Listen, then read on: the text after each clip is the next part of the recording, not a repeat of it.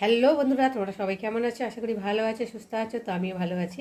মৌসুমি official চ্যানেলে তোমাদের সবাইকে স্বাগত জানিয়ে আছে চলে এলাম আবার ডেলি ব্লগ নিয়ে। তো চলো আছে কী কী রান্না করছি। তো ফার্স্টে দেখাই, দেখো ডিম সিদ্ধ বসিয়েছি, আর এখানে যে ভাত ফুটে গেছে, ভাত হচ্ছে। আর এখানে রান্নার জোগাড় করে নিয়েছি, এটা হচ্ছে মূলো দিয়ে আলু দিয়ে ভাজা হবে। আর এখানে কপির বাটা করব। আর এখানটা দেখতে পাচ্ছ বাঁধাকপির পকোড়া বানাবো।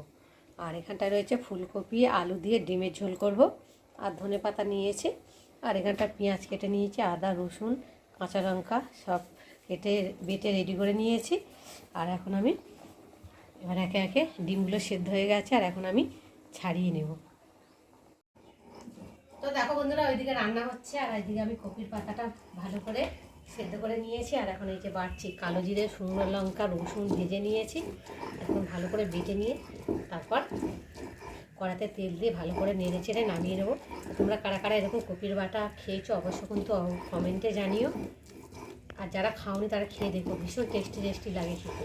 এই দিয়েই এক থালা ভাত খাওয়া হয়ে যায়।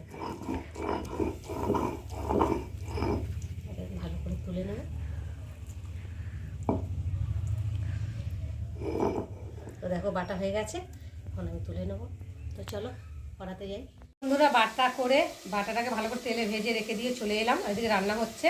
আর এখানটা আমি বাঁধাকপির পকোড়া বানাবো, তার জন্য বাঁধাকপিটা ভালো করে ধুয়ে ঝিরি করে কেটে নিয়েছি। আর এখানটা নিয়েছি পেঁয়াজ, একটা ডিম, আর রয়েছে কাঁচা লঙ্কা, আর ধনেপাতা, চালের গুঁড়ো, বেসন। আর এগুলো মশলা হচ্ছে ডিম ঝোল বানাবো তার জন্যে। তো চলো ফার্স্টে আমি ডিমটাকে ফাটিয়ে দেবো।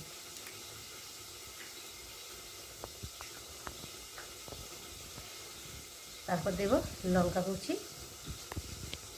তারপর দেব পেঁয়াজ কুচি,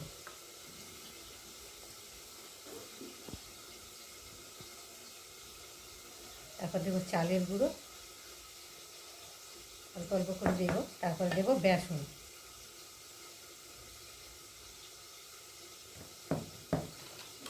তারপর দেব স্বাদ মতো নুন, হলুদ গুঁড়ো, আর একটু লঙ্কার গুঁড়ো দেবো। দিয়ে দেবো ওপর দিয়ে ধনেপাতা কুচি।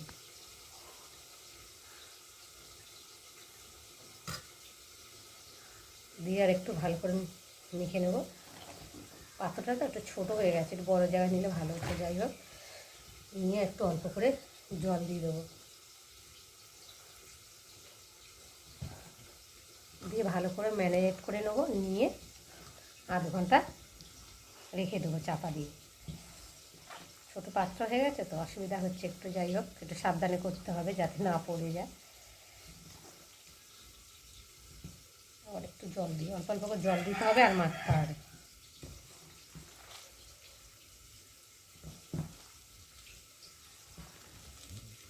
বন্ধুরা, ম্যারিনেট করে ভালো করে মাখিয়ে রেখে ঢাকা দিয়ে চলে এলাম। আর এখন এটাকে ডিমের তরকারি কষাচ্ছি। ফুলকপি আলু আর ডিম সবার সাথে কষিয়ে নিচ্ছি, কষা কষা হবে। আর দেখতে রাখো কত সুন্দর হয়েছে, খেতেও খুব সুন্দর হবে, তাই না বড় বন্ধুরা? তো যাই হোক, এখন আমি একটু ভালো করে নেড়ে নেব। নিয়ে আর এখন আমি পরিমাণ মতো জল দিয়ে ভালো করে সেদ্ধ করে নেব।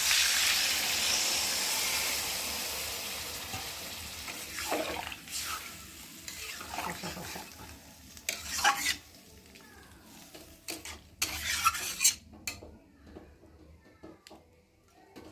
দিয়ে এখন ঢাকা দিয়ে ভালো করে সেদ্ধ করে নেব। তো দেখো বন্ধুরা, ডিমের ঝোলটা করা হয়ে গেছে। আর এখন এই যে ম্যারিনেট করে রেখেছিলাম, এগুলোকে একে একে বড়া ভাজবো। তেল দিয়েছি, তেলটাও গরম হয়ে গেছে। এখন আমি একটু ভালো করে আবার হাত দিয়ে মেখে নেব।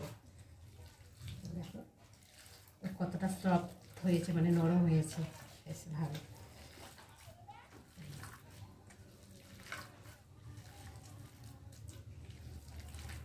ভালো করে মেখে নিলাম, আর এখন আমি একে একে ভেজে নেব।